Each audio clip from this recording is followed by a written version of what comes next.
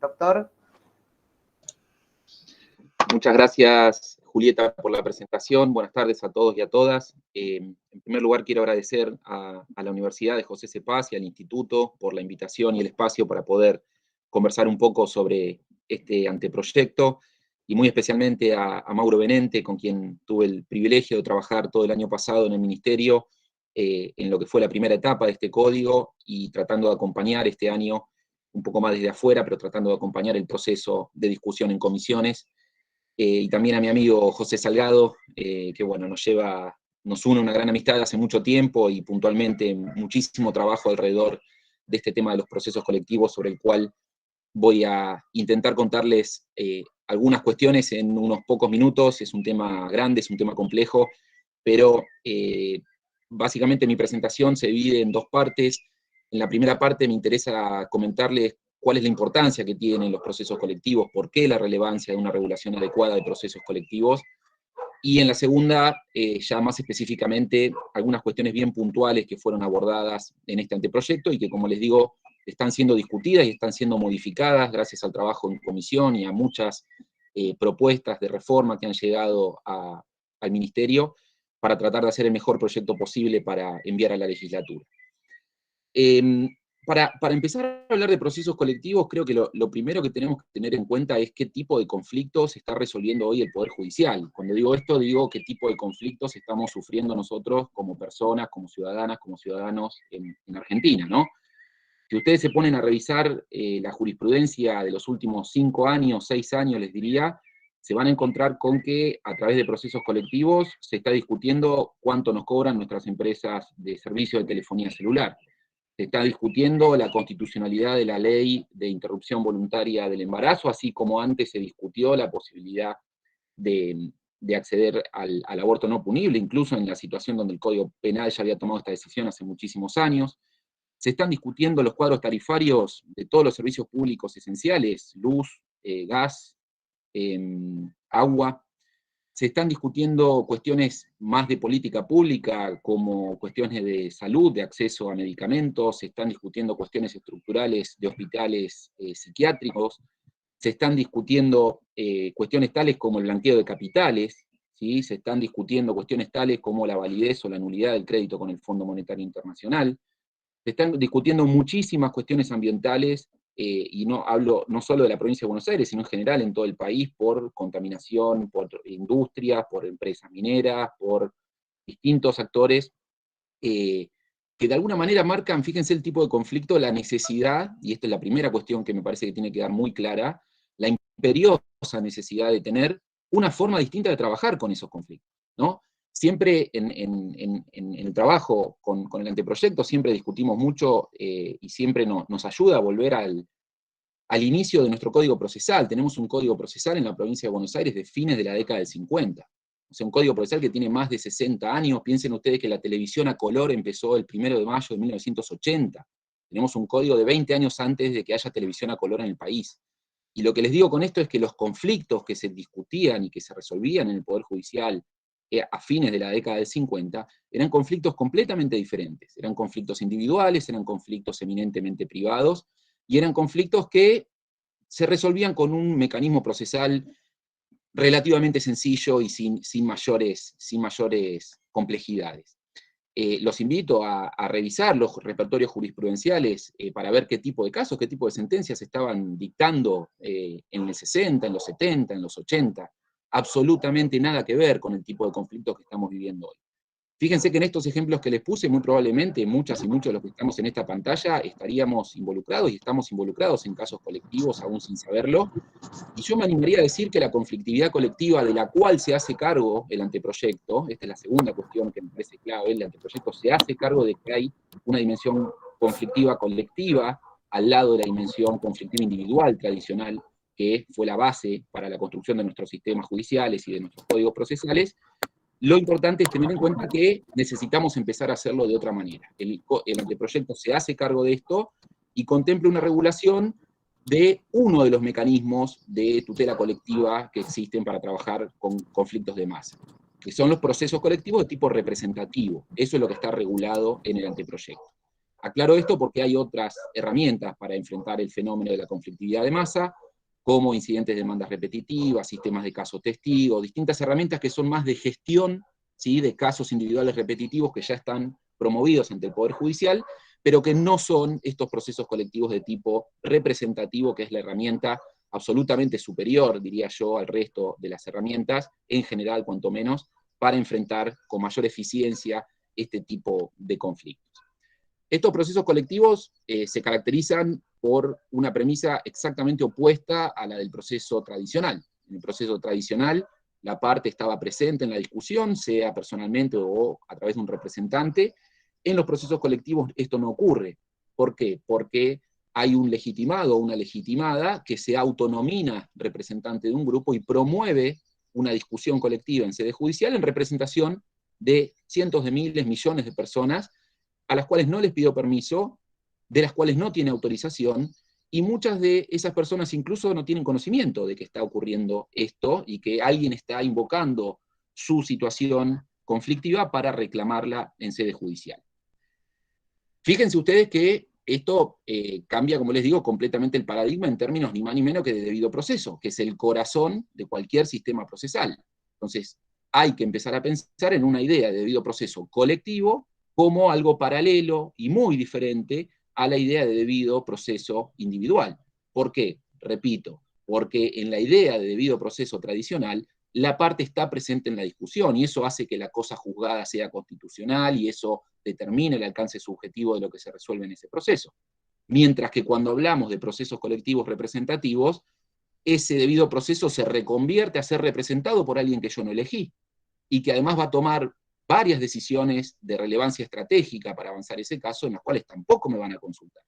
Y la decisión que resulte de esa discusión planteada por quien yo no elegí, va a tener ni más ni menos que cosa juzgada en sus efectos sobre el grupo representado. Entonces tenemos que pensar una herramienta de discusión completamente diferente. ¿Sí? El proceso es una forma de resolver conflictos como definición primera, les diría. Bueno, si estamos trabajando con conflictos individuales, tenemos que tener ciertas herramientas. Si vamos a empezar a trabajar con conflictos del calibre de los que les estaba comentando recién, a modo de algunos ejemplos nada más, necesitamos tener otro tipo de herramientas. ¿Y por qué necesitamos tener otro tipo de herramientas?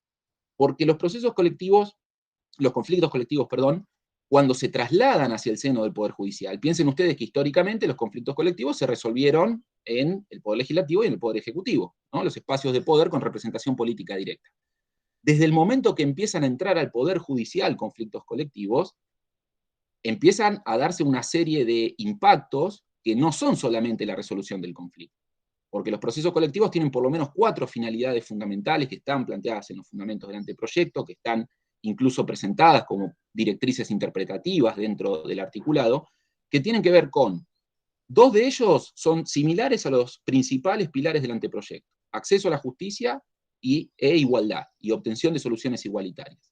Y otros 2 son el de economía procesal, que no está expresado en el proyecto, pero claramente el articulado también tiende a generar esa economía procesal, y además la posibilidad de generar mucha incidencia y mucho impacto con este tipo de procesos, en términos de disuasión de conductas ilícitas colectivas o de obtención de conductas deseadas frente a ciertas omisiones inconstitucionales. Lo que les quiero marcar con esto es que el proceso colectivo, y de ahí que pasa lo que pasa y no pasa lo que no pasa en materia de tutela colectiva de derechos, implican cuestiones políticas, implican cuestiones económicas, implican cuestiones sociales de gran trascendencia. Y cuando están estas cuestiones implicadas, ¿qué es lo que está implicado? Están implicadas disputas de poder. Y ahí tenemos un problema en términos democráticos muy serios, porque nuestros jueces y juezas no fueron elegidos para resolver conflictos colectivos, no fueron preparados, no tienen herramientas para hacerlo, y por tanto no tienen legitimidad política en principio para poder dictar decisiones que, ojo con esto, en muchos de los casos involucran asignaciones presupuestarias cuando está el Estado del otro lado, ¿no? Si en un proceso colectivo un juez o una jueza le dice al Ministerio de Salud, usted tiene que proveer este medicamento a estas 200.000 personas, bueno, hay toda una partida presupuestaria que tiene que moverse para ahí, y en cumplimiento de sus deberes de jueces y juezas de resolver conflictos, pero están asignando, aunque sea indirectamente, presupuesto. Entonces, esto es lo que de alguna manera permite explicar por qué desde el año 94, tanto a nivel federal como en la provincia de Buenos Aires, están reconocidos los derechos colectivos, están reconocidas las legitimaciones colectivas, y sin embargo no tenemos una ley en materia procesal colectiva que permita tener una discusión racional, eficiente y constitucional para tomar decisiones de semejante calibre en un espacio institucional que no fue pensado para él. ¿Sí? El anteproyecto se inscribe, no es algo caído del cielo, el anteproyecto se inscribe en una línea de reformas que viene por lo menos desde el año 2018, de propuestas de reforma en este campo, a nivel nacional y a nivel comparado provincial. Yo pondría el punto de inicio de este desarrollo en la presentación, en el año 2018, en la presentación del anteproyecto de Justicia 2020, que por primera vez el Ejecutivo Nacional instaló la necesidad de discutir este tipo de herramientas procesales. Después, en junio también del año 2018, se presentó en el Congreso de la Nación un proyecto de Ley Nacional de Acceso a la Justicia Colectiva que involucra consumo, que involucra ambiente, que involucra trabajo, derecho laboral, que tal vez sea una de las propuestas más interesantes que todavía están ahí dando vuelta y que tiene estado parlamentario. 2019, proyecto en Tucumán. Octubre de 2020, proyecto en Neuquén. Diciembre del 2020, nueva ley de juicios civiles por jurado en la provincia de Chaco, con una regulación de procesos colectivos muy, muy abarcadora adentro de esa norma. En marzo de este año, en la Ciudad de Buenos Aires sancionó un código procesal para las relaciones de consumo que tiene todo un capítulo en materia de proceso colectivo de consumo. Se presentó en mayo de este año también un proyecto de código de protección de los consumidores que también tiene una regulación acabada en materia de procesal colectiva. En mayo de este año también se presentó finalmente el proyecto de Código General de Procesos de Chubut, que también tiene una regulación procesal colectiva muy abarcadora. Hay proyectos en Santa Fe.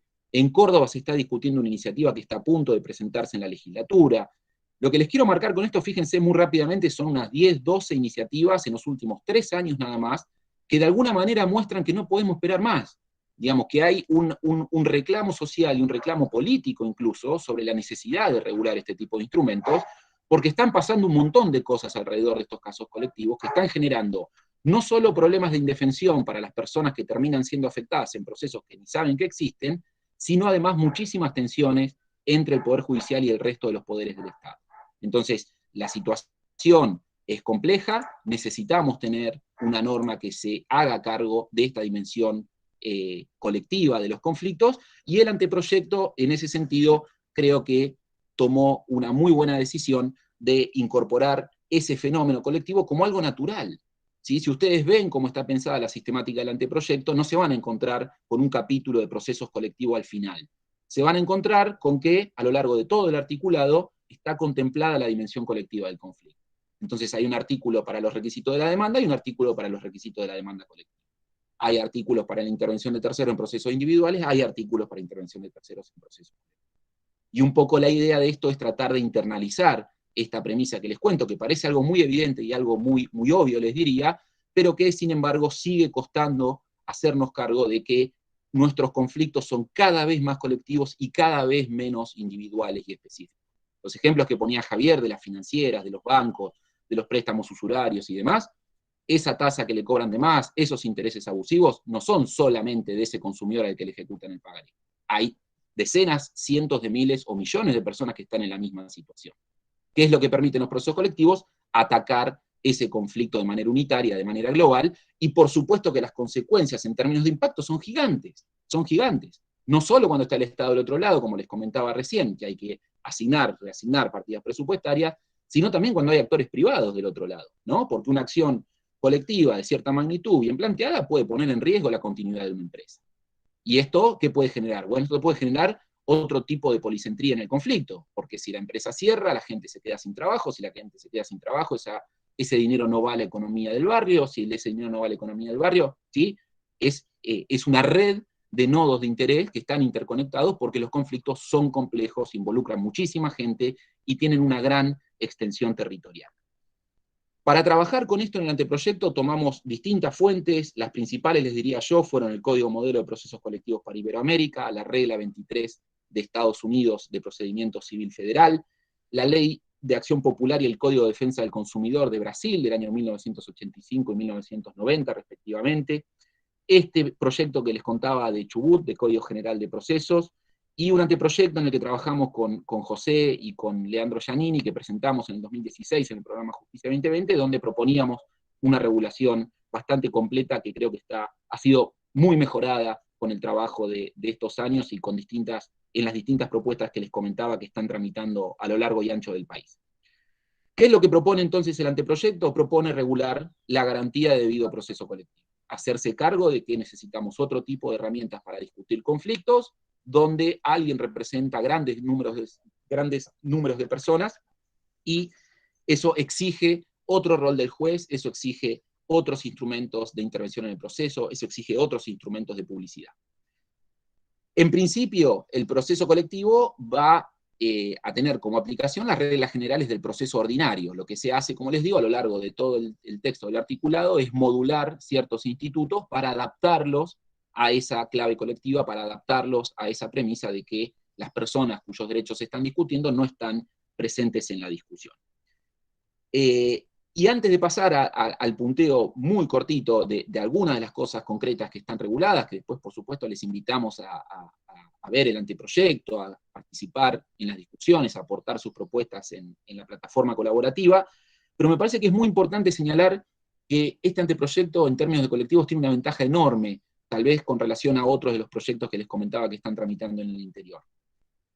Y es que viene de la mano de una reforma del proceso civil y comercial y de familias de fondo, y quiero decir, del proceso en general. Entonces, una cosa es pensar un proyecto de procesos colectivos, por ejemplo, como en Tucumán, donde todavía tienen un código muy atrasado, escrito, muy parecido al nuestro, que pensar los procesos colectivos en un contexto donde prima la oralidad, en un proceso ordinario por audiencias, como es el que estamos proponiendo regular, con inmediación directa de jueces y juezas, con uso de nuevas tecnologías e incentivos para el uso de nuevas tecnologías, con estrictos controles de abuso, con exigencias de deber de colaboración, y con juezas y jueces con mucho poder y con muchas responsabilidades también en términos de gestión del proceso. Todo esto es clave para un proceso individual y es absolutamente esencial para un proceso colectivo. Entonces, la regulación del proceso colectivo en el anteproyecto tiene esa enorme ventaja de que viene acompañada de una reforma más profunda en la cual está embebida, ¿sí? Por eso les comentaba la sistemática de cómo está pensada la regulación. Esto está metido y calzado a lo largo y a lo ancho de todo ese proceso ordinario, con estas modificaciones que se han discutido muchísimo en las ya 3 jornadas, esta es la 4ª que se hicieron acá en la UNPAS. Algunas cosas que se regulan muy puntuales en materia de debido proceso colectivo, para que tengan una idea de qué tipo de institutos hay que redefinir, y por lo menos lo que se plantearon. Se regulan un elenco de legitimados que amplía el artículo 43 de la Constitución, que amplía el artículo 20 de la provincia. Se regulan sistemas, el control de la representatividad adecuada, tanto de la legitimada como de sus abogados y abogadas, con consecuencias también previstas para el supuesto de que esa representatividad desaparezca. Se regulan sistemas de notificaciones a los miembros del grupo, contemplando cuestiones de proporcionalidad, contemplando cuestiones de costo, contemplando cuestiones de accesibilidad en el lenguaje, digamos, contemplando lo que hay que contemplar si queremos en serio que la gente se entere de lo que está pasando acá adentro, ¿no? Y que no le dé miedo cuando le llega una cédula con el sello del Poder Judicial, que lo primero que piensan es que tienen un problema. Y acá lo que estamos comunicando es que tienen derechos para ejercer adentro de ese proceso. También se regulan las cuestiones de publicidad, la Suprema Corte de la provincia ya tiene regulado el registro, como complemento de esas notificaciones a los miembros del grupo en términos de publicidad, se contempla también la inscripción registral. Se regula el derecho a optar por salirse del proceso colectivo, que es una garantía, una concesión a la autonomía individual de los miembros del grupo, que permite que en este tipo de mecanismo tan excepcional de discusión, las personas que integran el grupo puedan salirse de ese proceso colectivo, iniciar su propio camino o sencillamente no hacer nada. También se regulan, como les adelanté, la intervención dentro del proceso colectivo, tanto de las personas que integran el grupo como de otros legitimados y legitimadas colectivas que puedan actuar como litisconsortes. Se regulan mecanismos en términos de ejecución de sentencia, tanto de condenas de sumas dinerarias como una de las cuestiones más polémicas y más difíciles de trabajar, como es la ejecución o la implementación, diría yo, de sentencias de reforma estructural, ¿no? Esas sentencias tan complejas que involucran el control y la supervisión del Poder Judicial sobre la administración pública, con todo lo que eso implica en términos políticos. Se regulan requisitos de admisibilidad, se regula la litispendencia entre procesos colectivos, se regula la relación entre procesos colectivos y procesos individuales que puedan haber promovido otros miembros del grupo, se regulan los acuerdos transaccionales con mecanismos de discusión con audiencias públicas, con estrictos controles del juez, con vista del Ministerio Público, y distintas cosas, creo que estas por lo menos son la columna vertebral, y algunas otras cosas en materia de competencia, juicio por jurados, ni más ni menos para casos colectivos.